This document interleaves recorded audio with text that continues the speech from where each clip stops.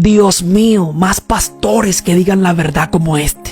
Escucha. La Biblia dice que nadie puede ser pastor, nadie ni siquiera puede ser diácono en una congregación si no sabe tener a sus hijos en obediencia mientras estén bajo su techo, mientras estén bajo su cobertura. Dice que el que no sabe gobernar su casa, ¿cómo pretende gobernar la casa de Dios? ¿Cuántos pastores hoy en día están predicando después de haberse casado, separado, divorciado 2 y 3 veces? ¿Qué autoridad tiene ese personaje de decirle a una congregación, de hablar de moral, de hablar de unidad familiar, de hablar de matrimonio, de orden y de obediencia, cuando usted, que dice que es el pastor de la iglesia, ya lleva 2 o 3 matrimonios y sus hijos son un auténtico desastre? ¿Qué credibilidad tiene esa persona? ¿Las palabras? ¿El título que tiene? Ninguna, bíblicamente ninguna. Pero ¿os dais cuenta, queridos hermanos? Si en su pasado, en su hogar, en su familia, usted ha tenido malos ejemplos, un modelo pésimo de padre, o de madre, o de familia, pídele al Señor que por favor no vuelvas tú a reproducir lo mismo que viste y en lo que fuiste enseñado y preparado de pequeño, sino procura decir, no quiero en mi casa que el alcohol, que la pornografía, que las palabrotas, que el robo, que la mentira, el engaño, el genio, el mal humor, etcétera, etcétera, se conviertan en algo normal en mi vida, sino que nuestra vida y nuestro hogar sea un punto de referencia y un punto de luz. Si usted fracasa en su casa, usted ha fracasado en todo. Usted puede ser un gran predicador, un gran cantante, un gran guitarrista, un gran pianista y lo que usted quiera, pero si su vida no acredita y avala su ministerio, lo mejor que puede hacer para el bien suyo propio, el de los suyos, el de los demás, es bajarse de ese púlpito y esperar un tiempo hasta que usted pueda ser un botón de muestra de lo que usted le pide a los demás que sean. ¿Cuántos dicen amén? ¿No tuviste papá? Procura que el Señor llene ese vacío, porque personas que no tuvieron padre o que prácticamente no hacía absolutamente nada, eso afecta más de lo que tú te puedas imaginar. Por eso el Señor nos da el gran privilegio de llamarle a Él Padre nuestro, Padre bueno, que estás en los cielos. No permitas que las carencias, las heridas de tu infancia, de tu adolescencia o de tu juventud marquen tu destino de una forma negativa que no pueda ser una bendición para otras personas. ¿Cuántos dicen amén? Hermanos, dicen que hay 3 factores que determinan nuestra conducta. 3 factores que son fundamentales para llegar a ser lo que somos hoy. Una es la genética. Parece mentira el peso genético, ¿eh? Ay, amigo, déjeme que les ponga un pequeño ejemplo.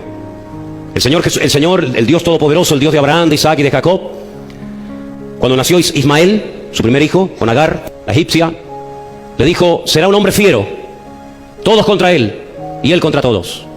El Señor ya le reveló a su padre, le reveló a sus descendientes cómo sería su temperamento, cómo sería su carácter. Por eso es muy importante que tú renuncies a cualquier aspecto, vamos a decir, hereditario, que sea la identidad, que sea lo más conocido en esa familia. Por ejemplo, hay familias que en el barrio son conocidos como los ladrones. La familia. Cuando pases por enfrente de su casa, ponte la mano en el bolsillo, porque eso es como te vean la cartera, te despluman, amigo. Es como un estigma, es como un sello que tiene esa familia. O la familia que todos en esa casa, todos son drogadictos. El padre, la madre, los sobrinos, los nietos, los sobrinos. Unos entran, unos salen de la casa, todos están enganchados. Desde el abuelo, desde el bisabuelo son así. Familias que están marcadas por la depresión. La madre era depresiva, pero es que su abuela también lo era, y el sobrino, y el cuñado, y el primo. Es como una maldición que pesa sobre esa familia. Todos son depresivos, incluso algunos se han tirado por un puente y se han matado, y el otro se quitó la vida, suicidándose, no sé qué. Familias que están marcadas como por una especie de mano negra. La genética es terrible. Cuando nuestra vida no está en las manos de Cristo, la genética pesa más que la influencia de Dios en tu vida. Fíjate lo que le dijo Noé a su hijo, maldito sea Canaán. ¿Y cómo eran los cananeos? Eran terribles, terribles. Y lo único que puede cambiar ese factor, esa influencia, ese peso terrible genético sobre tu vida es una verdadera y genuina conversión a Cristo. Los cananeos eran pervertidos, eran idólatras, eran terribles. Pero cuando se convirtió Rahab, la cananea, mira cómo cambió todo. Sé que algunos estarán pensando en este momento en ese texto de Éxodo capítulo 20, que dice que Dios visita la maldad, ¿sí o no? La maldad sobre los hijos, hasta la 3ª y 4ª generación, y en algunas iglesias se paran ahí y manipulan y cortan el texto y mutilan la palabra. Y ese es el daño y el temor que sufre mucha gente. Sin embargo, el texto no termina ahí. El texto dice literalmente que Dios, es verdad, visita la maldad sobre los hijos hasta la 3ª y 4ª generación de los que me aborrecen. Esa es la diferencia. Pero sobre 1000 generaciones llega la bendición de aquellos que aman y respetan y aceptan y acatan los mandamientos del Señor. ¿Cuántos dicen amén? Cuando Rahab la cananea se convierte al Señor y forma parte del pueblo de Israel, y se casa con un señor llamado Salmón, al poco tiempo queda embarazada, y ya esa maldición, digamos, genética queda anulada. Porque cuando uno se convierta al Señor no tiene que tener miedo del pasado, porque los hijos no llevarán el pecado de los padres, ni los padres llevarán el pecado de los hijos, sino el alma que pecare, esa la que morirá, nada más. El Señor dice: yo voy a quitar de Israel de cuajo ese refrán que ustedes tienen, que lo dicen y creen que es verdad y es falso. Los padres comieron las uvas y los hijos sufrieron la dentera. Eso es falso. ¿Quién pecó, Señor, este o su padre, para que este pobre hombre naciera ciego? Ni él ni su padre. Estáis haciendo una mala interpretación, una pésima lectura de una realidad. Este hombre ha nacido así para que yo hoy manifestara la gloria de Dios sobre su vida. Esto es poderoso, hermano. Esto es poderoso. Escucha, la casa que no está en orden, su líder no puede liderar. Un pastor que tenga su casa en desorden no tiene autoridad para corregir los hijos ajenos. El pastor tiene que tener credibilidad con su testimonio, con sus conductas. Entiendo de que hay pastores que se convirtieron en pastor ya viejo, por decirlo así, y sus hijos no están en los caminos de Dios. Quizás eso es algo aceptable, pero hermanos, pastores que sus hijos nacieron en el evangelio y sus hijos son un completo,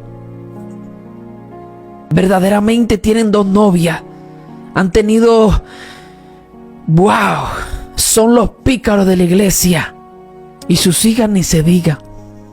Mucho cuidado con eso, porque no están listos ellos para agradar a Dios. Y sí, en estos casos Dios pesa el corazón del líder de la casa. Esto es algo tan diferente y tan extraordinario, de que los pastores necesitan poner la casa en orden. Necesitan poner la casa en orden. ¿Y cómo la pondrán, hermano? La pondrán corrigiendo a sus hijos, poniéndolo en disciplina. Te repito, un padre, un pastor que no mantiene a sus hijos en orden sirviéndole a Dios, no tiene autoridad para corregir a la iglesia. Lo siento, pero Elí descuidó el altar. Elí era el sacerdote de la casa de Israel en aquel tiempo. ¿Y sabes algo? Sus hijos, Otni y Fines, eran unos perversos. Eran unos hijos que, aleluya, que rechazaban la gracia de Dios, la misericordia, el amor. Estos hombres eran un desorden, de verdad, literalmente hablando. Y Elí nunca los amonestó. Elí nunca los amonestó, sino que los dejó que ellos hicieran lo que hicieran en el templo.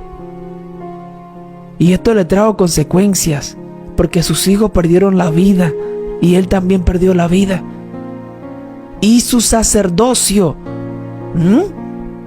y su ministerio, su don profético le fue traspasado a alguien que no era de su linaje, que fue el profeta Samuel.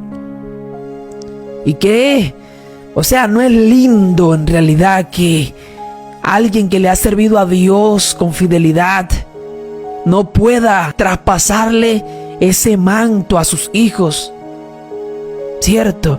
O sea, no es el plan de Dios. El plan de Dios es que el linaje siga. El plan de Dios es que los hijos sean los herederos del sacerdocio, del pastorado, del ministerio para ser general. Pero no es así. No es así. Y es muy triste porque hay muchos pastores de eso, hermano. Pastores que se le han dividido la iglesia porque no han tenido autoridad con sus hijos. Pastores de que después de tener una iglesia hermosa, que se llenaba, que Dios se movía, hoy día sus miembros se fueron. ¿Sabe por qué? Porque no corrigieron el pecado de sus hijos, la deshonra de sus hijos. Hermano Byron, ¿pero qué hace un pastor en esas condiciones? Poner en disciplina a sus hijos en frente de todos los ancianos de la iglesia y reprender el pecado y ponerlo en juicio. frente a todos los ancianos de la iglesia, estoy seguro que Dios parará su mano y Dios hallará gracia y misericordia